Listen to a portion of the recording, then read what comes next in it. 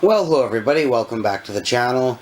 So now I've just watched the movie from 2011 starring Liam Neeson called The Grey.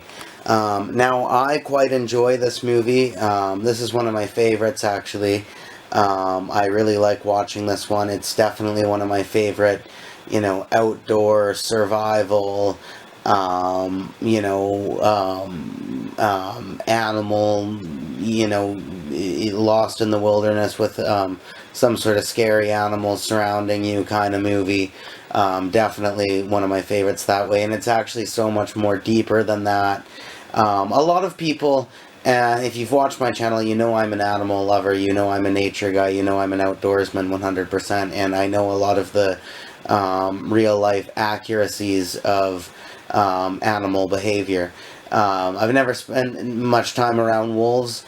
A little bit here and there, up Grouse Mountain Way and stuff like that, but they're not, you have to go to some different areas pretty far off from where I am to see wolves, so I never spent so much time around them, but I've researched them quite a bit, and listened to some real professionals talk, and a lot of people don't like this movie because I think it portrays the wolves in a bad light, which, I mean, some people could not like the wolf after something like this, but I think that's kind of stupid, I don't think that's giving the movie enough credit, and, I think that it's actually fairly accurate how wolves operate and how wolves hunt, per se, towards an animal. They probably wouldn't be this vicious and this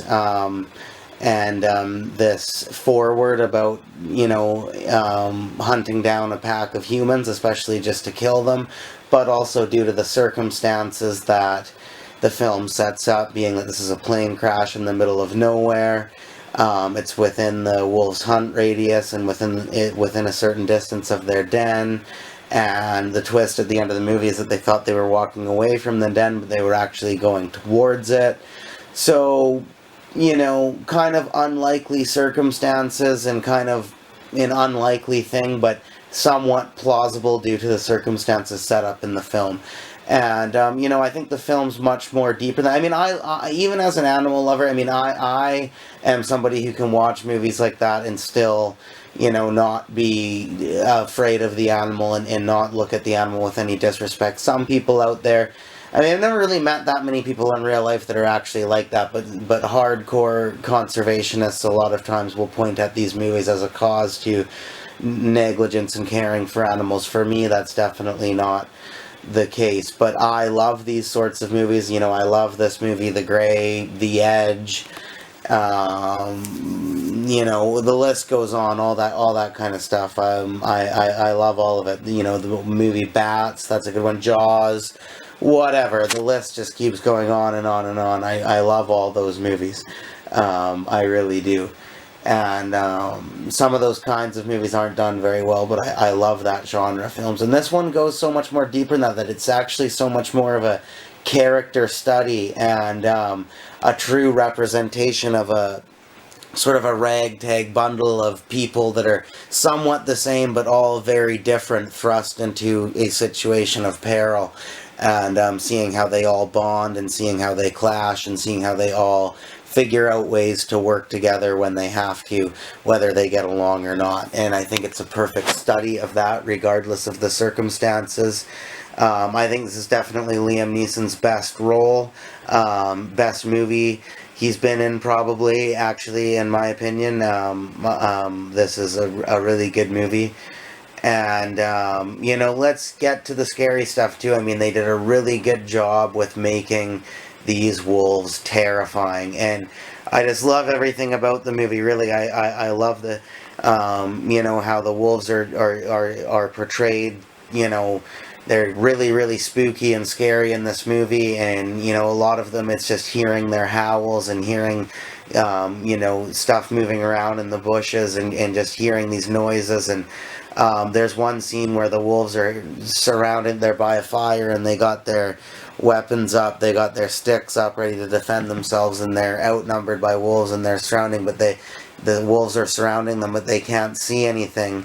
other than just a little bit of light on the snow from the moonlight. And in the distance of the trees, you can hear the wolves howling. And you might not even notice it at first, but if you look, you can actually see the breath of the wolves.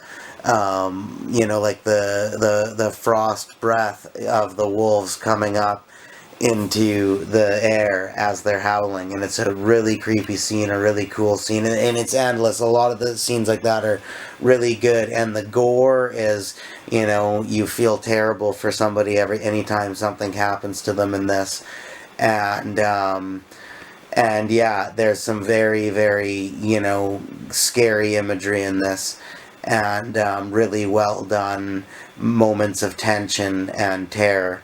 And I think they did a really good job at depicting that lost in the woods feeling, that terrifying feeling if you truly are lost in the wilderness. And I think the character study is great between all of the different people.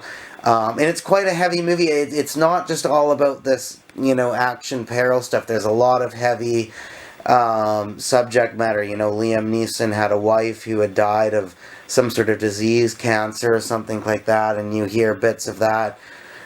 His father was a poet, and there's a favorite poem that he kind of says to himself in his mind all the time as like somewhat of inspiration. And all of these characters, it delves into the family and the families of these people, and you don't actually see them or anything, but just through their stories that they tell amongst each other, you kind of get introduced to these people's families and a bit of backstory about them and why they were working on the oil rigs where they were leaving when this plane went down. And it's a really emotional movie at the end of the day, and it's really intense too. Can be really scary at times, and it has great tension. I personally really enjoy the movie. I'm going to give it an A grading. And as for the cheese grading, I actually think this is one, guys, there's no cheese. Some might disagree with me on this. Depends on your taste in movies, I guess. But it's another one of those movies that's pretty barren. There's no real cheese to be found, in my opinion. Alright, so that's my review for The Grey, everybody. Hope you enjoyed. Thanks for watching. Please come back for more.